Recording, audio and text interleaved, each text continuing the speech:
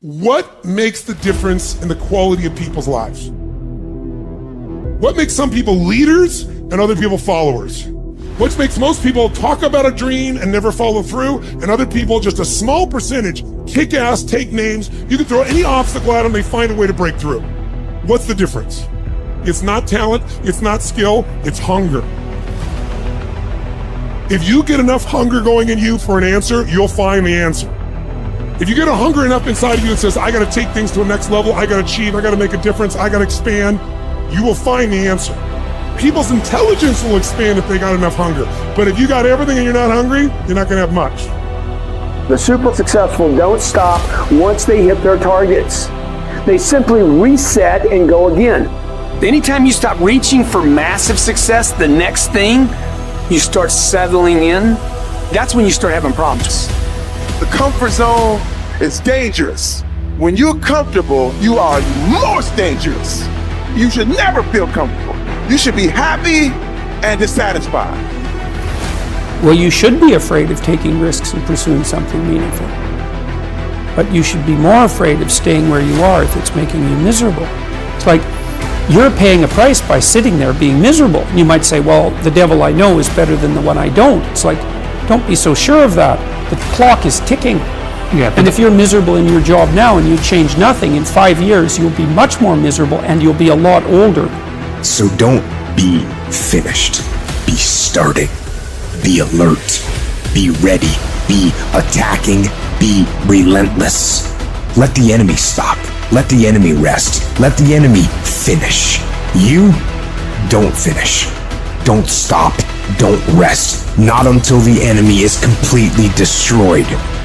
You are excellent. Now stop playing small. You are excellent. Stop playing small.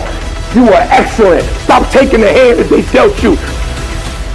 Take ownership. If you can get all A's in the class, do it. You don't need nobody to give you $50, $100, no pair of shoes, take you on no trip. You a grown man. Do it because you can. Stop needing a carrot. Stop needing money. Stop needing a trip. Stop needing somebody to give you a sticker on your head, and do it for the pride of who you are. Do it because you can. I don't care what your friends are doing. When you leave, what you fighting for? What's your legacy? What you gonna do? You say you a champ, but do you practice like a champ? You say you a champ, do you fight like a champ? You say you a champ, do you have the mentality of a champ? You have to hustle. You have to get going. Get up out of your seat and move. You have to take massive action. It's hard, it sucks, it can sap you of your mental and physical energy, but you need to get going and get up after those things that you want. No one's gonna do it for you. Work on yourself every day. Get better, improve, learn, extend yourself, push yourself out of your comfort zone. Push the boundaries that you're accustomed to. That's the only way to grow as a person. If you look at all the successful people in the world, one common thread between all of them is that they've all hustled. They've all gotten to work, gotten busy. The gap between here and your ultimate life is action. That's the link. You have to hustle. You have to get out there and do what's required. What excuse do you have?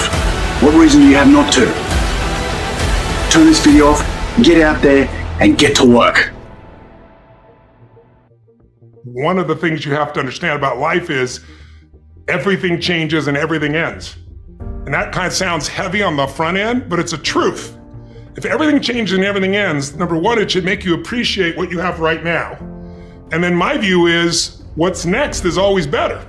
If I make it so, it's my job to make it so.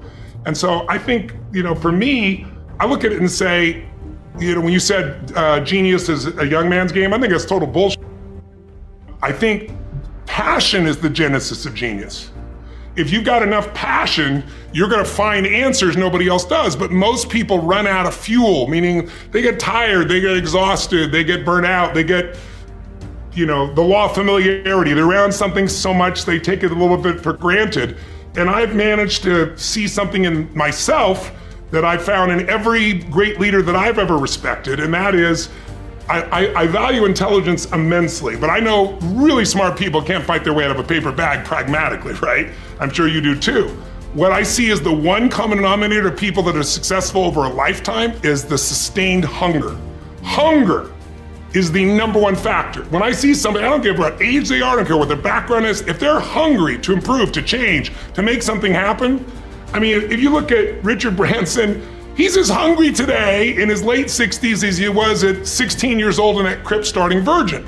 You know, you look at my buddy Mark Benioff, you know, he's I don't think in his early 50s right now. Mark is more hungry today than when I knew him 12, 14, 15 years ago when he was first coming up with the idea of, he went to one of my seminars over and over again, the UPW, you know which one. And he went there like 4 or 5 times and he was sitting in the front row, he's a tall guy, he introduced himself and said, "You've convinced me, I'm gonna leave this company I work for as an employee here, and I'm gonna go start this new company called Salesforce.com. Wow. And he says, "Tony, we're gonna do $100 million in business, we're gonna change business." Now he's doing whatever, 30 billion right now. But it's because he hasn't lost the hunger. And I think the law of familiarity is what destroys a relationship. You get around somebody enough, you love them, but you don't have the same passion, same aliveness. And I'm just not willing to settle for a life without passion and aliveness. That's just like, there's so much to learn, there's so much to grow, there's so much to give, and I'm wired to grow and give. And I think anybody who gets wired to grow and give is gonna have a really fulfilling life. It doesn't matter what you choose to do, you're gonna be alive, because you're gonna make progress, and because you made progress, you have something to give. And we all, like, some people think they just wanna get, but you get, and it's pretty damn boring, and it doesn't really expand your sense of identity of who you are.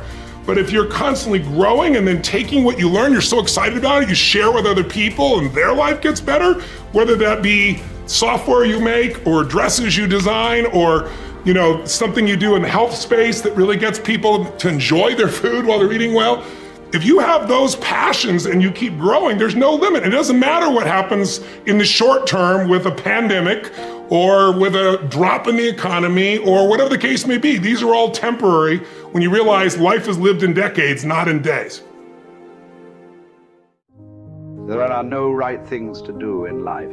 If you choose something and put everything that you have into it, it'll become a great thing. Is it the right thing? Is it the best thing? When you say, is it the right thing? What you're asking is it the best thing to do in life? There is no best thing to do in life. Anything that you take up, and if you put your heart and soul into it, it becomes a great thing. Is it the best thing? No. Then what is the best thing? There is no such thing. There's really no such thing. Why are you not passionate about everything in the existence? You're only passionate about one thing means what? You're constipated. That's what it means. So, see, idiots do things that they don't like to do, suffer for their whole life because they think it's needed, or they think it's their duty.